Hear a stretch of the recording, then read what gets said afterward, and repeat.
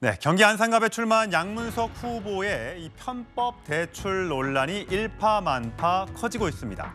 한동훈 선거대책위원장 오늘 여러 유세 현장에서 양문석 후보에 대한 공세를 이어갔습니다. 먼저 듣고 시작하시죠. 그건 사업자들, 상공인들이 써야 할 돈이었죠. 그 돈 못 받아간 소상공인이 피해자입니다. 사기 대출이라고 하는 사람들을 다 고소하겠다고 하더라고요. 저를 먼저 고소하십시오. 그럼 그게 사기 대출인 겁니다. 사기 대출이라고 말하는 사람들을 고소하겠다고 합니다. 저를 고소하라고요. 왜 아직까지 저를 고소하지 않는지 모르겠습니다. 그거 사기 대출 맞아요. 사기친 거 맞아요. 그건 사기 대출이 맞습니다. 그래놓고 새마을금고랑 얘기돼서 한 거니까 괜찮다고요? 얘기됐으면 죄명이 바뀔 뿐이지 사기쳐서 대출받은 거 똑같습니다. 저는 양문석 씨 민주당에 다시 한번 묻습니다. 저를 고소하십시오. 예, 자 성룡원 대변인. 자 편법 대출 의혹이 점점 커지고 있는 그런 분위기입니다.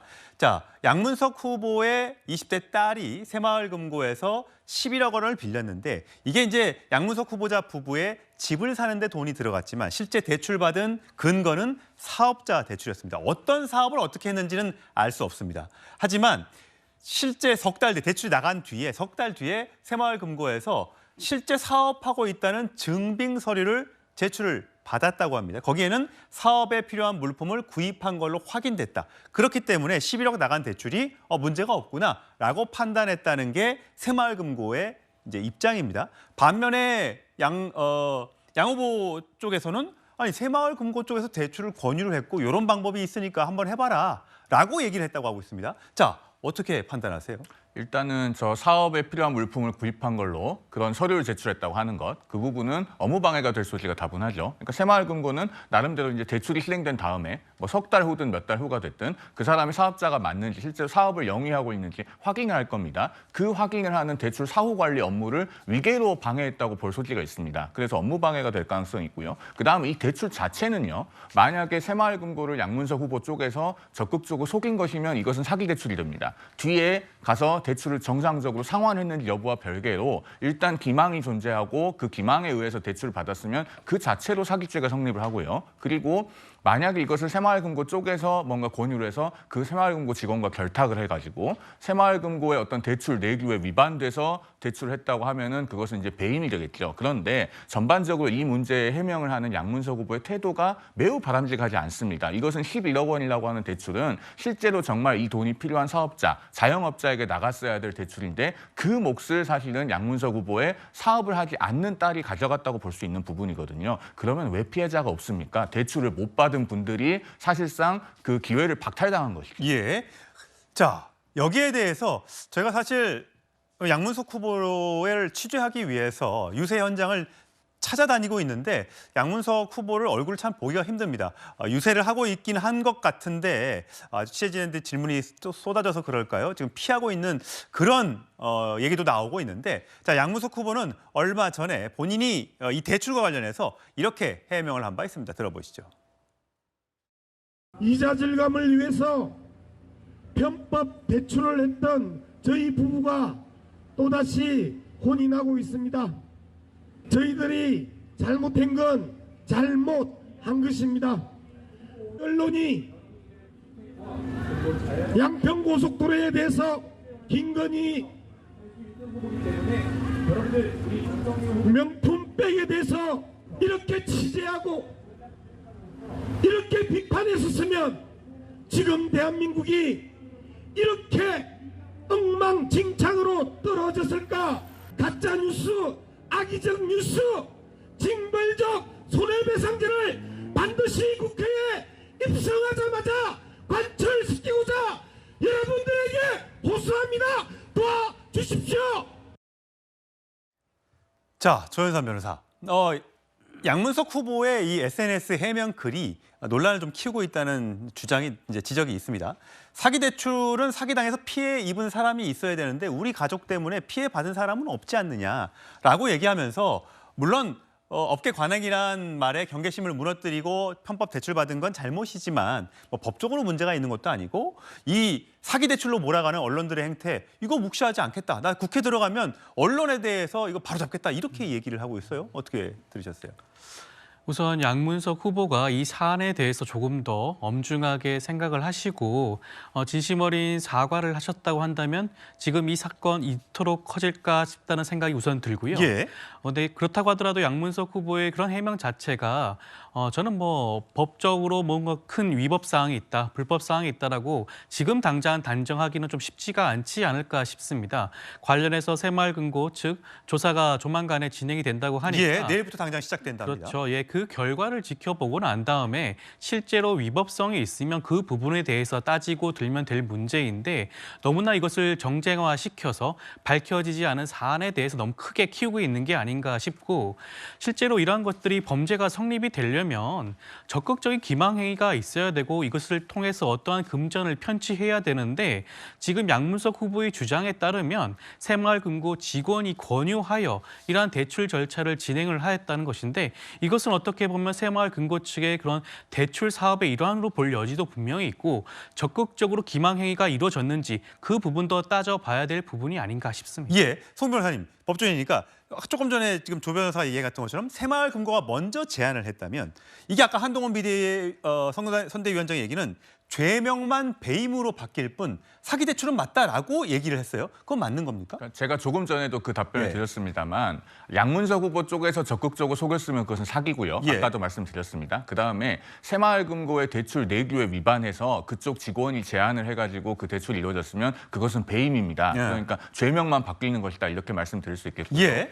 자, 어쨌든 이렇게 해명에 대해서 오늘 한동훈 비대위원장이 조목조목 반박을 했습니다. 피해자 없다? 소상공인이 피해자다. 사기 대출이 아니다? 그럼 나를 고소해라. 그래서 내가 한번 밝혀보마. 라고 얘기를 했고요. 새마을금고가 먼저 제안했다. 이건 죄명만 배임으로 달라질 뿐 사기 대출은 달라지지 않는다. 라고 한동훈 선대위원장이 얘기를 하고 있습니다. 자, 과연 이 문제 민주당은 굉장히 부동산 문제와 관련해서는 굉장히 좀 기피하는 그런 문제가 있습니다. 문재인 전 대통령의 정권이 5년 만에 정권을 내준 데 대해서는 이 부동산 문제가 있었기 때문에요. 자, 양문석 후보가 얘기했던 것처럼 자, 우리 중에 우리 가족 때문에 피해본 사람이 있냐? 이 발언이 굉장히 국민의힘 지지자들을 또 일반 국민들에게 굉장히 분노의 포인트가 되고 있는데 어디서 한번 들어본 듯한 뉘앙스죠. 한동훈 비대위원장 이렇게 얘기했습니다. 그분은 이렇게 말합니다. 우리 가족이 누구 피해준 사람이 있냐고. 여러분, 어디서 많이 들어본 얘기 같지 않습니까? 조국 대표가 자기 딸 때문에 대학 못 간 사람 없다고 얘기한 것. 부산대 내에서 조사위원회가 열렸는데 동양대 표창장은 입시에 영향을 안 줬다. 그다음에 저희 딸내미 때문에 다른 학생이 떨어진 적은 없다. 뭐 이렇게 조사 결과가 나왔던 것 같습니다. 그게 피해자가 없으면 음주운전은 피해자가 없는 거고 이재명의 법화는 피해자가 없는 거고 이재명의 대장동은 피해자가 없는 겁니까? 무슨 말 같지도 않은 소리 하는 겁니까? 예, 최수영 평론가. 네. 어떻게 들으셨어요? 그러니까 좀 한동훈 위원장의 핵심은 명확하죠. 그러니까 지금 그 말하자면 여기에 대해서 불법과 위법이 있었는지 여부를 정확히 파악하면 될 일이고 그다음에 실질적으로 지금 그 양문석 후보가 예. 11억 원의 대출을 일으켜가지고 딸의 이름으로 해서 갔는데 이게 주택 담보 대출로 쓰인 거 아닙니까? 예. 그렇게 그때 규제가 심했던 주담대 대출로요? 그러면 목적 외로 쓴 거 아닙니까? 그렇다면은 당연히 거기에 11억 원이면은 사실은 사업체를 운영하는 분들은 큰 돈의 대출을 받는 그렇죠. 겁니다. 네. 그렇기 때문에 이 11억 원이 정말 절실했던 11명의 1억 원씩 나눴으면 11명의 소상공인들에게 돌아갈 수 있는 돈을 사실은 목적 외로 편취한 거 아닙니까? 그렇다면은 이거는 법 외에도 사실 국민 감정에도 굉장히 이건 안 좋은 거죠. 그런데도 불구하고 마치 잘못이 없고 김건희 여사를 여기 끌어들인다든가 아니면 뭐 징벌적 손해배상제를 끌어들여서 언론이 가짜 뉴스를 양산하는 것처럼 얘기하는데 이게 가짜 뉴스입니까?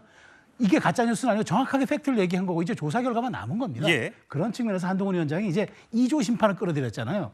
그래서 저는 2조 심판을 얘기한 거는 이재명과 조국을 함께 심판하는데 양문석 후보의 이 사건은 이재명 대표의 대장동 사건과 유사한 거고 조국 대표의 이 사건은 또 조국 대표의 내로남불을 소환할 수 있기 때문에 양수 겸장 차원에서 2조 심판론을 통해서 해달라는 얘기를 아마 지금 같이 꺼내 들어서 예. 할 것 같습니다. 자, 민주당 입장에서는 부동산 문제 이렇게 불거지는 거 굉장히 거북할 겁니다. 민주당 입장은 무엇인지 한번 들어봤습니다. 지금 양문석 후보권 다들 궁금하실 것 같은데 당에서 이렇게까지 입장을 안 내실 수 있나 싶어서요. 이렇게까지 입장을 안 내는 게 아니라 개별 후보가 대응할 문제는 개별 후보가 대응한다라는 것입니다. 지금 국민의힘 같은 경우는 성폭행 변호를 한 변호인에 대해서 당이 개별적으로 그 설명을 해주고 있나요? 국민의힘 민주당 아니, 그러니까 같은 이치인 거죠. 여기서 더 이상 드릴 말씀은 없습니다. 자, 성채윤 부의장. 일단 당에서는 뭐 양문석 후보를 감싸는 분위기도 있습니다만 험지뿐만 아니라 전반적으로 선거 판세에 영향을 줄 수도 있다. 깊이 사죄하면 되는 것이 사퇴시킬 사안은 아니다. 뭐 이런 등등의 얘기도 여러 가지 얘기가 나오고 있습니다. 그런데 사실 재산 허위 신고로 세종갑에 출마했던 이영선 후보는 결국은 낙마를 하게 됐잖아요. 아파트 한 채, 그다음에 오피스텔 한 채 신고했는데 10채가 있다는 이유로. 양문석 후보자 같은 경우는 어쨌든 지금 사기 대출 혐의, 불법 대출 혐의로 지금 굉장히 논란이 되고 있는데 당에서는 그냥 후보가 알아서 하면 될 일이다라고 이렇게 선을 긋는 듯한 느낌이에요. 왜 그렇습니까? 일단 이영선 후보와의 차이는 이영선 후보는 당에 제출한 서류와 그리고 선관위에 제출한 서류가 달랐던 게 문제가 됐던 예. 것이고요.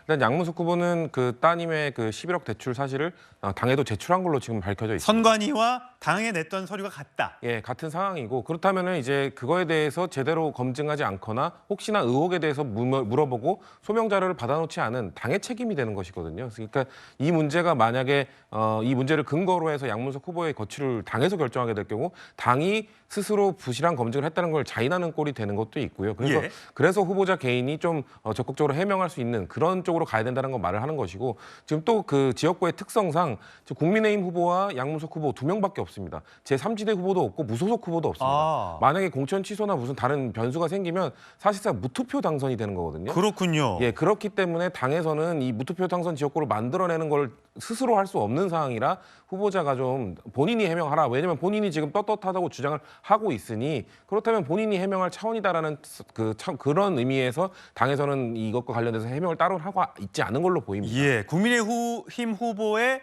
무투표 당선을 볼 수는 없다.